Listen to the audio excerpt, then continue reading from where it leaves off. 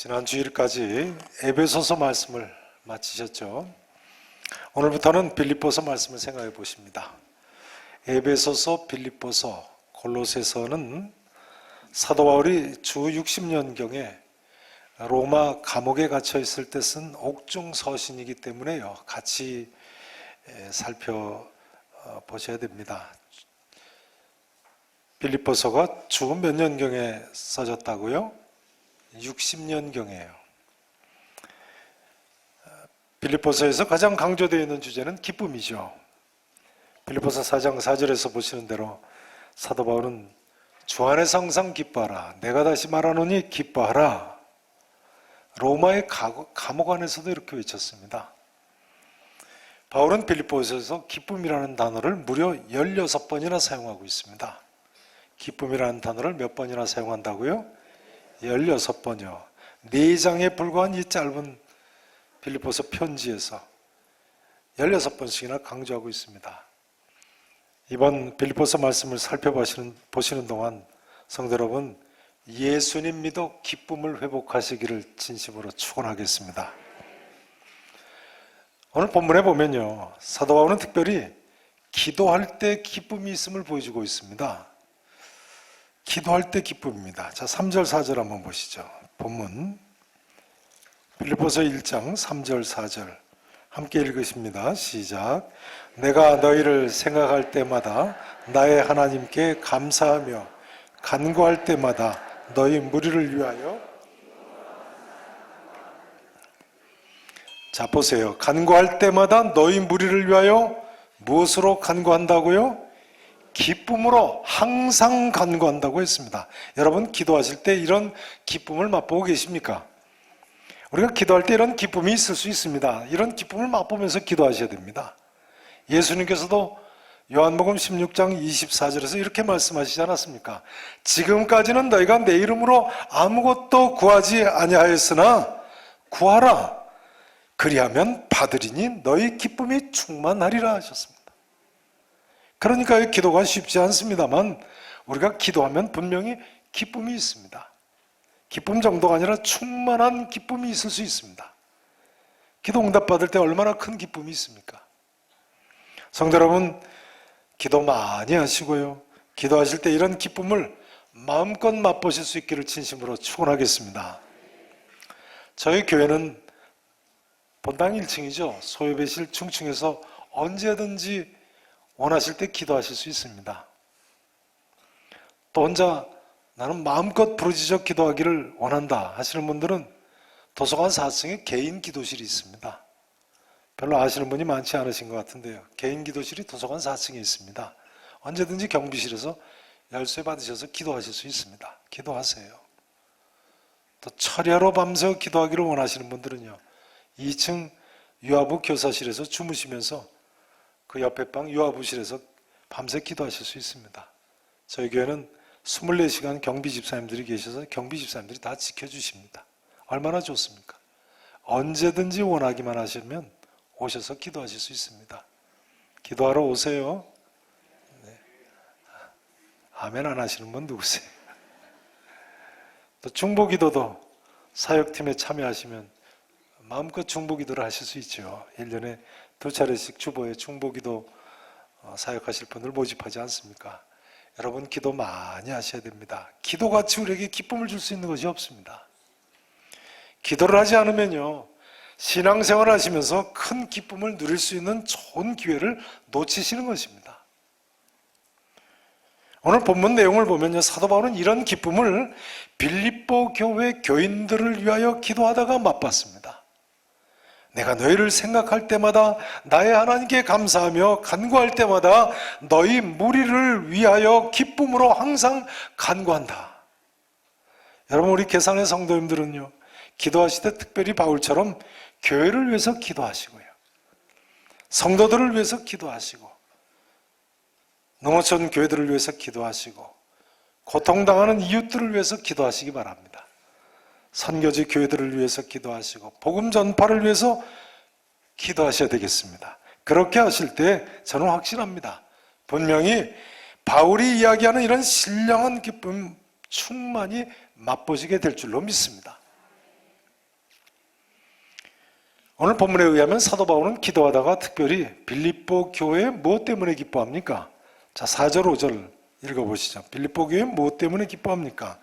4절 5절 함께 읽으십니다. 너희가 4절 5절 같이 읽으십니다. 간구할 때마다 너희 무리를 위하여 기쁨으로 항상 간구함은 너희가 첫날부터 이제까지 복음을 위한 일에 참여하고 있기 때문이라. 바울은 빌립보 교인들이 첫날부터 이제까지 무슨 일에 참여하고 있기 때문에 기뻐해요? 복음을 위한 일이에요. 빌립보 교회는 첫날부터 이런 교회였습니다. 사도행전 16장 12절 이하에 보면요, 빌립보 교회는 첫 회심자인 자색 옷감 장사 루디아라는 여인이 바울 일행을 초청을 해서 그 집 식구들이 다 세례를 받고 바울 일행을 청해서 만일 나를 주 믿는 자로 알거든 내 집에 들어와 유하라고 강권하여 자기 집에 머물게 했다고 나와 있습니다. 복음을 들은 첫날부터요. 사도행전 16장 40절에 보면요, 그 직후에 바울과 실라가 감옥에 갇히죠. 빌립보 감옥에 갇혔다가 기적이 일어나서 나왔는데요, 그 나온 직후에도 바로 그 루디아의 집에 들어가서 형제들을 만나보고 위로하였다고 나와 있습니다. 그러니까 루디아의 집에 초대교회의 첫 모습이 형성이 되고 있던 거죠. 그러니까 빌립보 교회는 첫날부터 복음을 위한 일에 참여한 교회였습니다. 게다가 빌립보 교회는 로마서 15장, 고린도후서 8장, 고린도후서 9장, 11장 같은 데 보면요, 로마의 감옥에 갇힌 사도 바울에게 헌금을 모아서 보냈습니다. 또 기근이 든 예루살렘 교회도 구제 헌금을 모아서 보낸 교회 중에 한 교회. 그야말로 첫날부터 사도 바울이 감옥에 있는 이 편지 쓰는 순간까지요, 이제까지 복음을 위한 일에 힘써 참여하고 있는 교회였습니다. 그러니 사도 바울이 빌립보 교회를 위해 기도할 때 기뻐할 수밖에요. 요즘 중국에 코로나 바이러스가 돌아서 많은 사람들이 죽어가고 있는데요, 특별히 우한 지역 교회 성도들에게 큰 고난이 닥쳤는데요, 저희 교회는 오늘 주보와 함께 특별 헌금 봉투를 나눠드렸습니다. 당회에서 그렇게 결정을 했습니다. 우리가 우한 지역을 비롯한 허북성 교회 지역 성도들을 위해서 기도도 하고 또 물질도 좀 보냈으면 좋겠다. 그러면 호북성에 있는 교회들은 물론이고요, 중국 성도들도 기뻐하고 누구보다도 하나님께서 기뻐하실 줄로 믿습니다. 우리 모두가 복음을 위한 일에 힘써 참여해야 되지 않겠습니까? 이제 사도 바울은 오늘 본문 6절에 보면 구원을 확신하면서 기도했습니다. 6절 말씀을 같이 보시죠. 6절 말씀. 자, 6절 말씀 함께 읽으십니다. 내가 그리스도의, 죄송합니다. 6절 말씀 함께 읽으십니다. 너희 안에서 착한 일을 시작하신 이가 그리스도 예수의 날까지 이루실 줄을 우리는 확신하노라. 아멘. 따라서 하실까요? 구원을 확신하며 기도. 구원을 확신하며 기도. 기뻐하며 기도. 기뻐하며 기도. 너희 안에 착한 일을 시작하신 이가 그리스도 예수의 날까지 어떻게 하실 줄을 확신한다고요? 이루실 줄을요. 구원을 확신하며 기도하는 모습입니다. 여기 너희 안에 착한 일을 시작하신 이가 누구겠습니까? 하나님이시죠. 여러분, 우리 하나님은 어떤 분이십니까? 따라서 하실까요? 우리 안에서 착한 일을 시작하신 분, 우리 안에서 착한 일을 시작하신 분. 여기 하나님께서 우리 안에서 행하시는 착한 일이 무엇이겠습니까? 빌립보 교인들 경우에는 특별히 1장 5절 말씀에 보신 대로 첫날부터 이제까지 복음을 위한 일에 참여하는 것이라고 할 수 있겠습니다만, 여기 하나님께서 행하시는 착한 일은요, 우리가 예수님 믿고 구원받게 된 것을 가리키죠.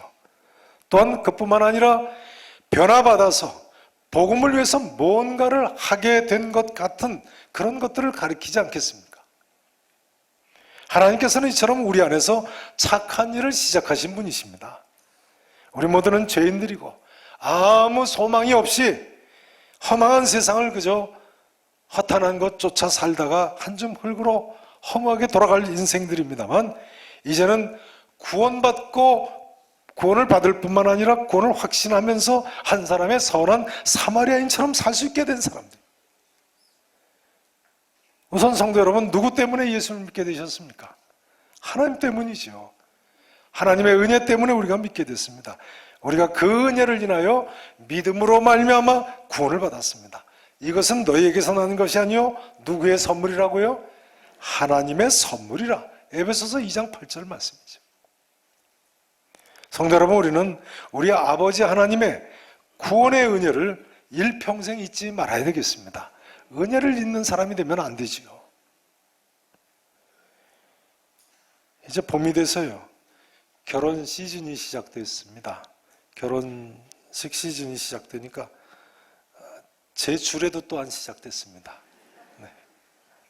저는 어제 전에 우리 교회에 계시던 이윤호 목사님 아들이 결혼을 해서 서울 상계동까지 가서 주례를 하고 왔는데요, 제가 결혼 주례를 서면서요, 신랑 신부가 부모님께 인사 올리는 시간에 꼭 하는 한마디 이야기가 있습니다. 아마 들으신 분들이 많으실 겁니다. 이렇게 이야기합니다. 아직은 부모님의 사랑을 알지 못합니다. 이 다음에 아들, 딸 낳고 키워보면 부모님의 사랑이 어떤 건지 알 수 있을 겁니다. 그렇게 이야기합니다. 틀림없는 이야기죠. 새신랑 신부가 어떻게 부모님의 사랑을 다 알겠습니까? 이 다음에 애 낳아서 키워보면 그때야 부모님 사랑을 알게 되는 거죠. 그런데요, 만약 우리 자녀들이요, 부모된 우리가 키우느라고 수고한 것 털끝만치도 생각하지 못한다면 부모님 심정이 어떻겠습니까? 자식들이 제가 잘난 줄 알고 큰 줄만 한다면 부모된 사람의 심정이 어떻겠습니까? 근데 여러분, 어떻게 생각하십니까? 우리 주님께서는 우리가 자녀를 키우면서 고생한 것과 비교할 수 없이 고생하지 않으셨습니까? 심지어 십자가에 못 박혀 돌아가시기까지 하셨는데요. 한마디로 모든 사람은요, 하나님 아버지께서 내게 착한 일을 행하셨음을 알아야 되는 것입니다. 사도행전 10장 38절 말씀 보시죠. 사도행전 10장, 신약성경 205페이지입니다. 신약성경 205페이지, 사도행전 10장.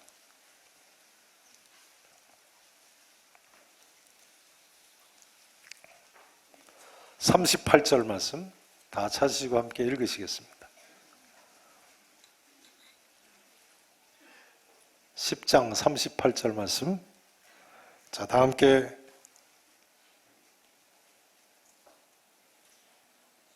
(205페이지입니다) 205페이지에 있는 말씀. 자, 다 함께 읽어보시겠습니다. 하나님이 나사렛 예수에게 성령과 능력을 기름 붓듯 하셨음에 그가 두루 다니시며 선한 일을 행하시고 마귀에게 눌린 모든 사람을 고치셨으니 이는 하나님이 함께 하셨습니다. 여러분, 이 말씀에 의하면 예수님께서 어떻게 해서 이처럼 두루 다니시며 선한 일을 행하실 수 있으셨습니까? 지금 읽으신 38절 첫 구절이 뭐예요? 하나님이 나사렛 예수에게 성령과 능력을 기름 붓듯 하셨기 때문에. 예수님께서 두루 다니시며 무슨 일을 행하셨어요? 선한 일을 행하셨어요. 마귀에게 눌린 모든 사람을 또한 고치셨습니다. 이는 누가 함께 하셨음이라고요? 하나님이 함께 하심으로요. 그러니까요, 성부 하나님도 성자 예수님도 성령 하나님도 착한 일을 행하시기를 즐겨 행하시는 분이시고 우리에게 영원토록 선한 일을 행하시는 분들이신 것입니다. 그러니 우리가 구원을 확신하며 기도할 수 있는 거죠. 너희 안에 착한 일을 시작하신 이가 그리스도 예수의 날까지 이루실 줄을 우리가 확신하노라. 성부, 성자, 성령 삼위 하나님께서 그리스도 예수의 날까지 영원토록 나와 함께 하시고 내게 선을 행하실 줄로 믿으시기를 축원합니다. 이제 세 번째로 사도 바울은요, 사랑이 더 풍성하게 되기를 기도했습니다. 자, 9절에서 11절 말씀을 보시죠. 본문 빌립보서 1장 9절부터 보십니다. 저거 교독하십니다. 9절 말씀 제가 읽습니다. 내가 기도하노라. 무엇을 기도하나요? 너희 사랑을 지식과 모든 총명으로 점점 더 어떻게 하게 하시기를요? 풍성하게 하사. 그 다음 읽으세요.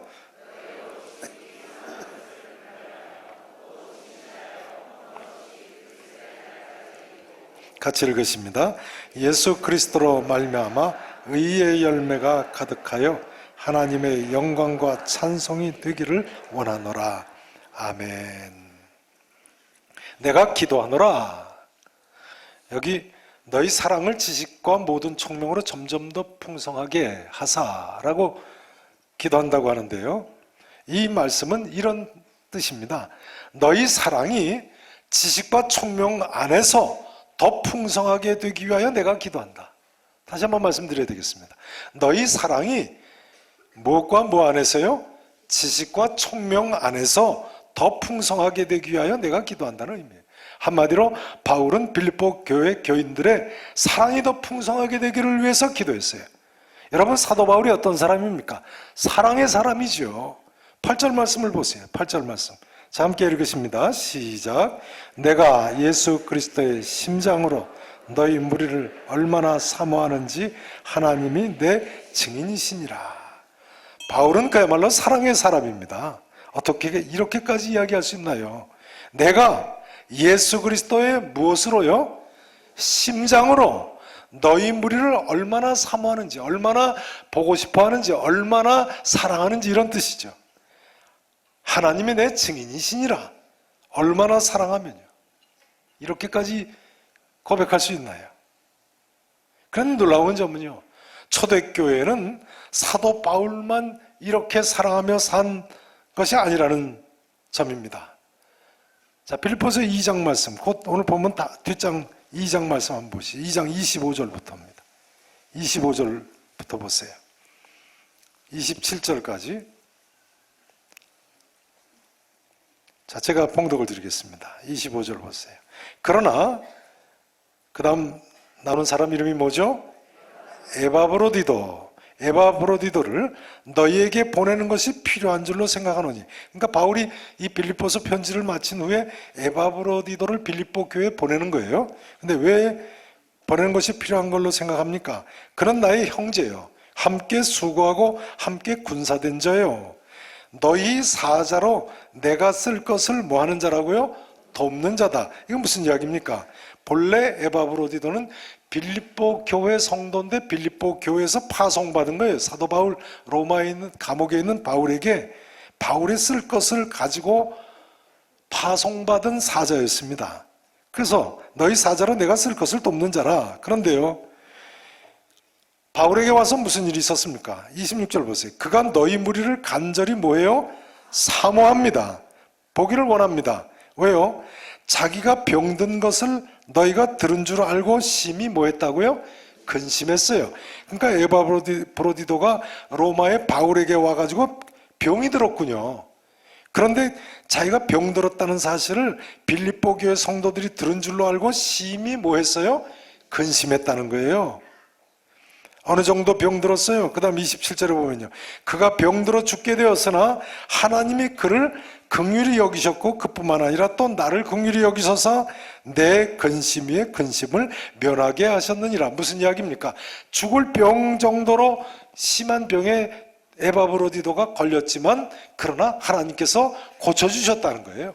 그래서 이제 빌립보서 편지 쓴 후에 에바브로디도를 다시 빌립보성으로 보낼 작정이라는 이야기예요. 여러분, 병들면 뭘 근심합니까? 병이 더 심해질까 봐 걱정하지요. 그런데 에바브로디도는 뭘 근심했다고요? 자기가 병들었다는 사실을 자기를 파송한 빌립보 교회 성도들이 알게 될까 봐,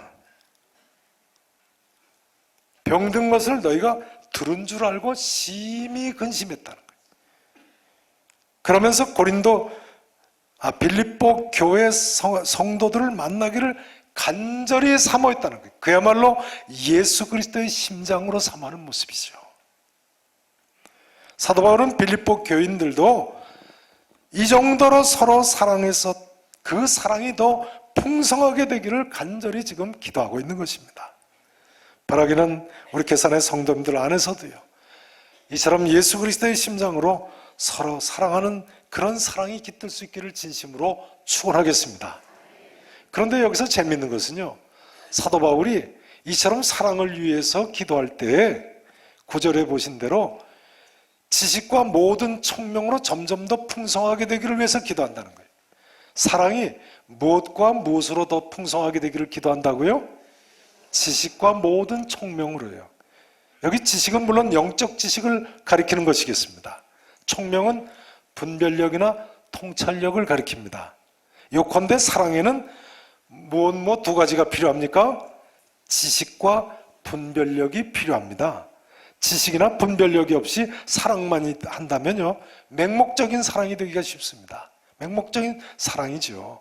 사랑이 단순히 열정적이거나 맹목적이어서는 곤란하죠. 여러분, 부모님들이 왜 자녀들에게 속기 쉽습니까?